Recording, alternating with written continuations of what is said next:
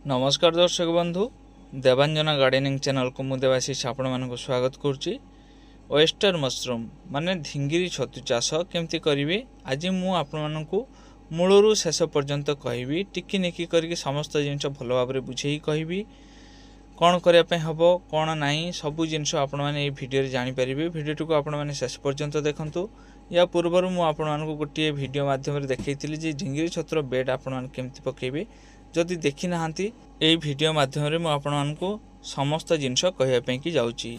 प्रथमे कुटा छोट छोट करी काटी नियंतु। 1 इंच किंबा 1.5 इंच रो लंबा रखिकी आपण छोट छोट करी एमती कुटा को काटी नियंतु। गोटे ढिंगिरी छतुर बेड पई कि 6-7 बिडा कुटा हेले यथेष्ट। कुटा को छोट छोट करी काटी सारिया परे ताकू कोनोसी पात्र रे एमती पुरई नियंतु। पुरई नै सारला परे ताकू पानी रे भिजांतु। जदि आपण माने गरम पानी रे भिजेबे खूब भल कथा, नहले ताकू आपण सिझेई पारिबे। सिझेई देले आहुरी भल कथा। जदि आपण माने ठंडा पानी रे याकू भिजाई पई चाहुथांती 100 लिटर पानी रे 10 ग्राम बेबीस्टन, 100 ग्राम ब्लीचिंग ता सहित अल्प टिके चूनो, 100 लिटर पानी रे पाखापाखी 250 ग्राम चूनो आपण व्यवहार करि परिबे। जदि आपण अल्प चाष करिया पई चाहुथांती ताहले मु जेमती प्रोसेस रे कुटा को भिजौची आपण सेमती प्रोसेस रे भिजई परिबे। जे कोनोसी पात्र रे कुटा को भर्ती कर दे साला परे तापरे एमती प्लास्टिक बस्ता देकी इटा किंबा भारी जिनिस चापी दे साला परे सेतरे गरम पानी ढाळिकी ताकू भिजांतु। नहले जदि सिझेई परिबे खूब भल कथा हबो। वर्तमान आमे गरम पानी देकी याको भिजई देउचो। आपण माने मध्ये सेमती करि परिबे। याको आपण 5 ରୁ 6 घंटा पर्यंत एमती गरम पानी रे ताकू भिजई देबे। जदि ठंडा पानी रे भिजेइबे ताहले 7-8 घंटा ताकू पानी रे भिजेइबे तापरे छाणीबे। गरम पानी ढाळी सारला परे कोनोसी पॉलिथिन को तापरे एमती ढंकेई दियंतु जाहा फल रे अधिक समय पानीटी गरम रहइबो। पानी जते समय गरम रहइबो हमरो कुटाटी सेत भल भाव रे विशोधन हबो। एबे 4-5 घंटा परे सेथरो आमे पानी बाहर करके कुटाटी को छाणी नबा।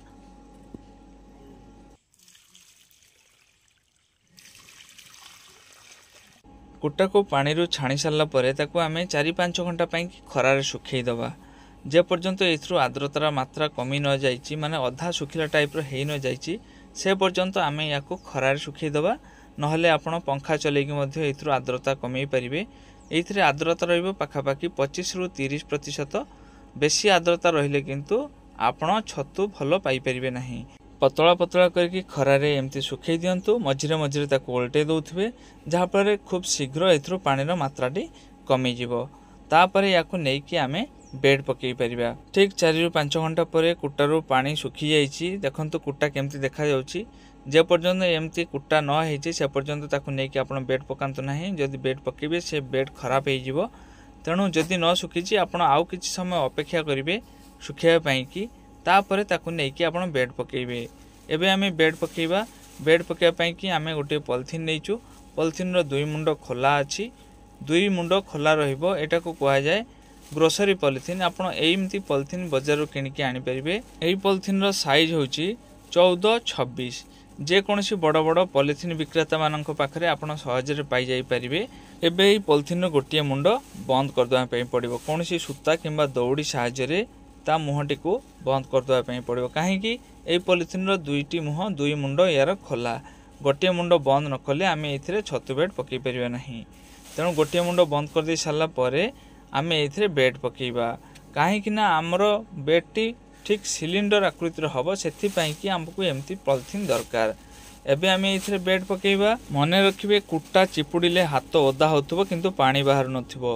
प्रथमे पॉलिथिन टुक आमे मोड़ी नबा। पाखापाखी 3 ରୁ 3.5 इंच पर्यंत आमे कुटा बिछेइबा।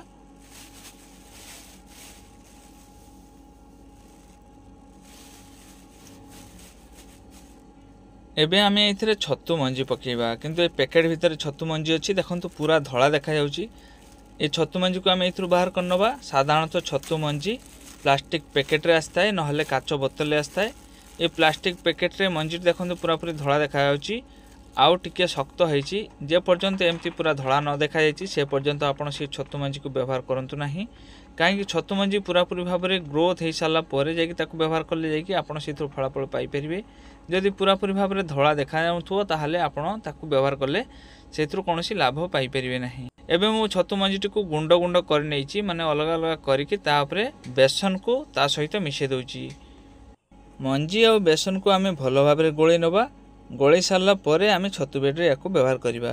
एबे आम गोले नहींचु छतु बेड्रे आम व्यवहार करवा। हाथ में अल्प अल्प आम छतु मंजी और बेसन को जो गोलिक रखी नवा। नहीं सारा पर बिल्कुल आम पॉलिथिन को लगेगी आम ता चारिपटे एमती मंजी और बेसन को देदेबा। आपण अलग अलग करके दे पारे। मु गोले की एका सांगरे दे दउची। आपण मंजी और बेसन को आपण अलग अलग करके दे पारे। किंतु सबुठु सहज हम आपण यही अवस्था जदि आपण एमती अवस्था छतु मंजी और बेसन को मिसेकी पकेबे सबुठु भल हम। एबे तापर पुणी आम कुटा देदेबा। तले आम 3 ରୁ 3.5 इंच पर्यंत कुटा दबा।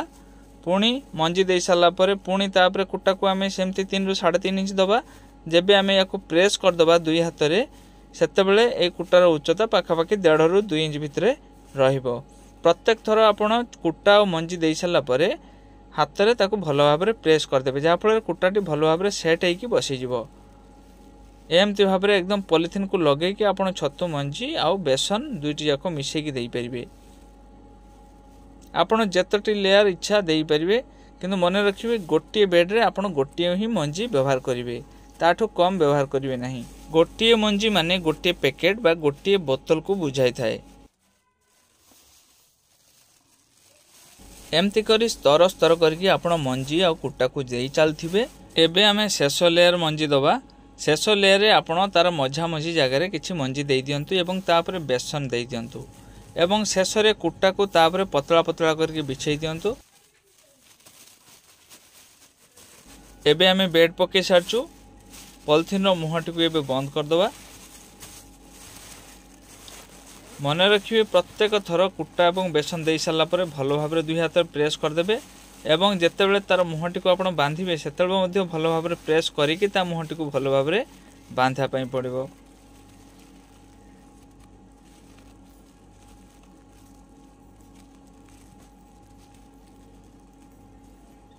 बांधी सारिया परे ता देहरे किछि कणा करने पड़ो जहाँफल कि बाहर पवन टिके टिके ता भितर को जीव।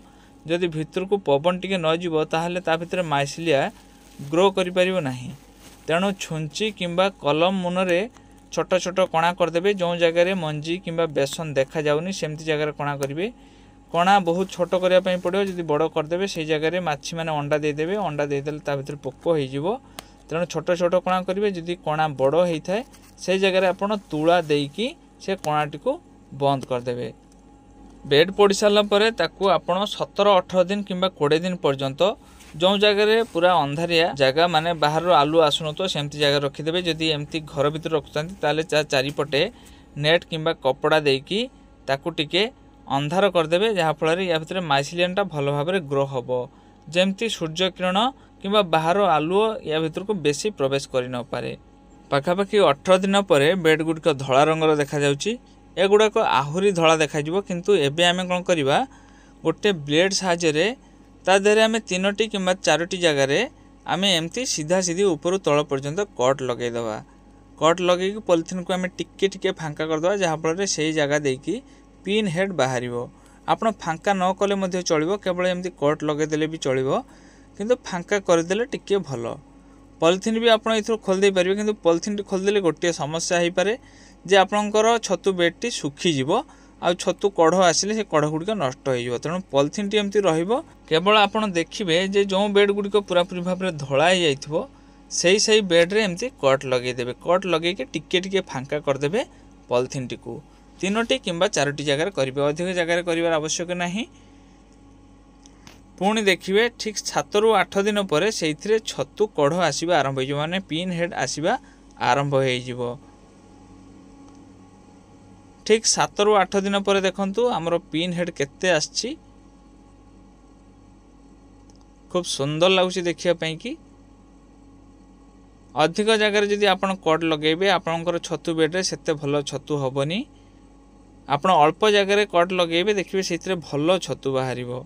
देखो ये 4 जगह कट लगे आ 4 जगह केते सुंदर कढ़ आछि खाली देखि नियंतु। ठीक 2 ରୁ 3 दिन पर छतु गुड़िक आमर अम्ल करने उपयोगी हो जाइए।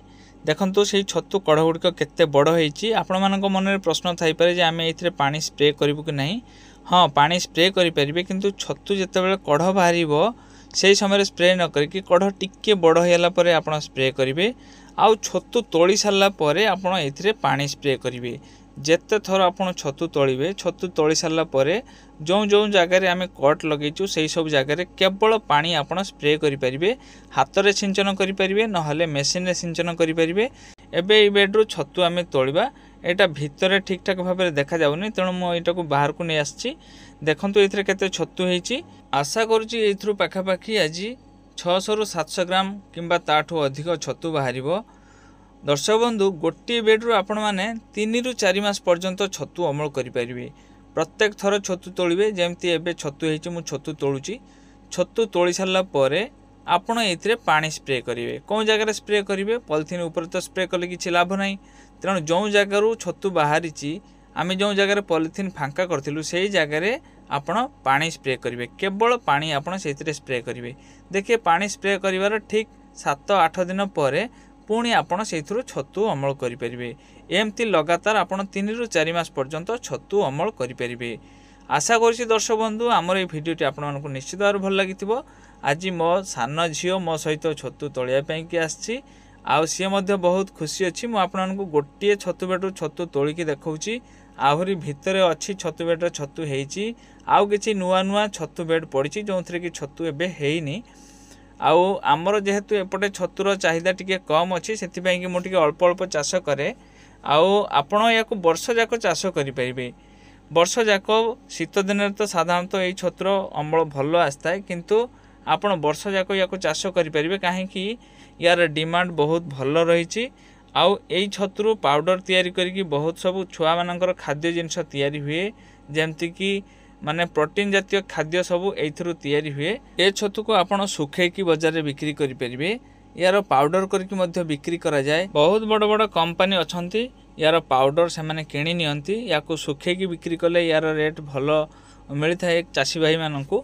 तेणु आपण मैंने आशा करी निश्चित भाव में छतु चाष करेंगे। आपड़ बिक्री उद्देश्य ना आप निज घरे खायापी चाष करेंगे।